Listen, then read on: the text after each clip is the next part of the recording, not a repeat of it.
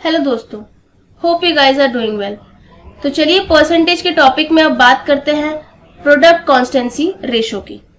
So what is product constituency ratio? In this concept, we essentially refer to the practice wherein two or more quantities make up a third quantity. तो अब क्या होता है, इस concept में हम क्या करते हैं, बेसिकली हम इस प्रैक्टिस को रेफर करते हैं कि दो या दो से ज्यादा क्वांटिटी एक थर्ड क्वांटिटी को जन्म देते हैं या फिर they make up a third quantity. So with the variation in the numbers of one quantity, the other quantities need to undergo change in order to maintain the same product. जैसे हम कहते हैं ना कि अगर हमको फाइनल आउटपुट सेम रखना है एंड अगर उस आउटपुट को बनाने में दो क्वांटिटीज यूज की गई हैं, ओके, और एक क्वांटिटी में कोई चेंज आता है तो दूसरे क्वांटिटी में हमको ऑटोमेटिकली चेंज करना पड़ेगा. तो यही बात है प्रोडक्ट कॉन्स्टेंसी रेशियो में भी. So let's take an example. Let there be two quantities A and B that multiply to form a quantity P. तो यहाँ पे हमारे पास दो क्वांटिटीज है, एक है A दूसरा है B एंड दोनों के दोनों मल्टीप्लाई होते हैं to form a third quantity that is P. Now if A is increased by a certain percentage, तो B को क्या करना पड़ेगा, अगर A जो है हमारा वो कुछ परसेंटेज से इंक्रीज होता है तो B को कुछ परसेंटेज से डिक्रीज होना पड़ेगा. जैसे कि यहाँ पे लिखा है then B is required to be decreased by a certain percentage to keep the product P stable. Now the following table illustrates the varying values of A and B that will maintain the same product P. जैसा कि हमने अभी पहले बात की कि एक quantity अगर इंक्रीज हो रहा है तो दूसरा डिक्रीज होना पड़ेगा ताकि चेंज इन P कांस्टेंट रहे, दैट इज 0. तो यहां पे देखिए चेंज इन A 100% अगर हो रहा है तो चेंज इन B 50% होगा. दैट मीन्स अगर 100% से A क्वांटिटी जो है वो इंक्रीज हो रही है तो B क्वांटिटी जो है वो 50% से डिक्रीज हो जाएगी. सिमिलरली अगर 50% से A क्वांटिटी इंक्रीज हो रही है तो 33.33% से B क्वांटिटी डिक्रीज हो जाएगी. तो देखिए चेंज इन P 0 है. 33.33% से अगर A क्वांटिटी इंक्रीज हो रही है सो 25% से B क्वांटिटी डिक्रीज हो जाएगी. अगर 25% से A क्वांटिटी इंक्रीज हो रही है तो 20% से B क्वांटिटी डिक्रीज हो जाएगी. एंड इफ 20% से A क्वांटिटी इंक्रीज हो रही है तो 16.66% से B क्वांटिटी डिक्रीज हो जाएगी. इफ 16.66% से A क्वांटिटी इंक्रीज हो रही है सो 14.28% से B क्वांटिटी डिक्रीज हो जाएगी. And that is the step we need to follow. This table is very important guys, ताकि आपको समझ में आए कि कैसे चेंज हो रहा है एंड फाइनल P में चेंज नहीं आ रहा है. तो चलिए आगे बात करते हैं.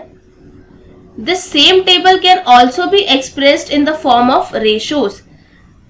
अभी हमने पहले परसेंटेज में डिस्कस किया था उस टेबल को, अब उसी टेबल को हम रेशियोज में भी डिस्कस कर सकते हैं.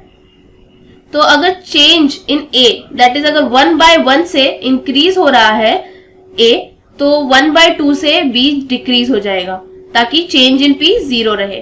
अगर 1/2 से A इंक्रीज हो रहा है सो 1/3 से B डिक्रीज हो जाएगा. इफ 1/3 से A इज इंक्रीजिंग सो 1/4 से B विल डिक्रीज. इफ 1/4 से A इज इंक्रीजिंग सो 1/5 से B will decrease in order to maintain the change that is 0. So there's a rule for this. If the price of a commodity increases or decreases by A%, then the percentage decrease or increase in consumption so as not to increase or decrease the expenditure is equal to A by 100 plus A into 100%. अब ये चीज क्या है, यहाँ पे जो price of a commodity है that is your first quantity and consumption जो आपका है that is your second quantity and आपका जो expenditure that is third quantity. तो यहाँ पे तीन चीज समझ लीजिए कि प्राइस आपका फर्स्ट क्वांटिटी है, आपका consumption is second quantity and expenditure is third quantity. तो अगर पहले क्वांटिटी दैट इज प्राइस में प्राइस जो है आपका वो इंक्रीज या डिक्रीज हो रहा है बाय A%, तो आपका second quantity that is consumption will decrease और increase by A/100 plus A into 100% ताकि आपका एक्सपेंडिचर में कोई इंक्रीज या डिक्रीज ना आए।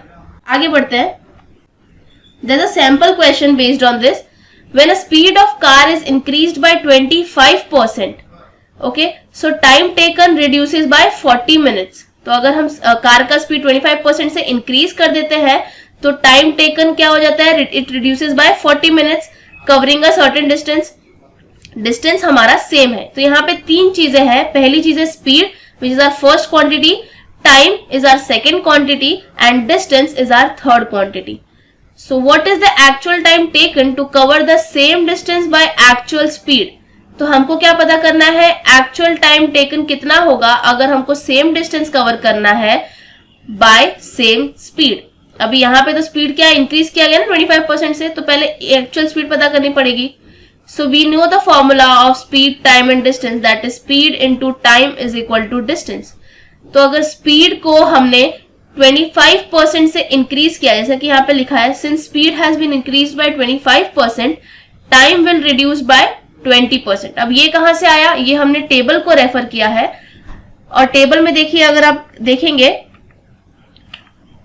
तो अगर स्पीड 25% से, फोर्थ रो में 25% से अगर स्पीड इंक्रीज हुई है, सो 20% से आपका टाइम डिक्रीज हो जाएगा। वही लिखा है, change in A, change in B, A is your speed and B is your time. So time will reduce by 20%। So 20% of actual time is 40 minute. तो जितना भी होगा अपना एक्चुअल टाइम, उसका 20% इज 40 मिनट। तो हमको तो एक्चुअल टाइम कैलकुलेट करना है, तो एक्चुअल टाइम क्या आ जाएगा 40 और 20% को हम 20/100 लिखते हैं। So 40 into 100 upon 20 हो जाएगा, because 100 is in denominator on the left hand side. When it will go on the right hand side, it will turn into the numerator. So 40 into 100 upon 20, which will give you 200 minute. So I hope आपको मेरा ये video समझ में आया होगा। अगर आपको कोई भी क्वेरी है तो आप कमेंट सेक्शन में कमेंट करके पूछ सकते हैं। और अगर आपको मेरा ये वीडियो अच्छा लगा, so please like, share and subscribe. Thank you so much.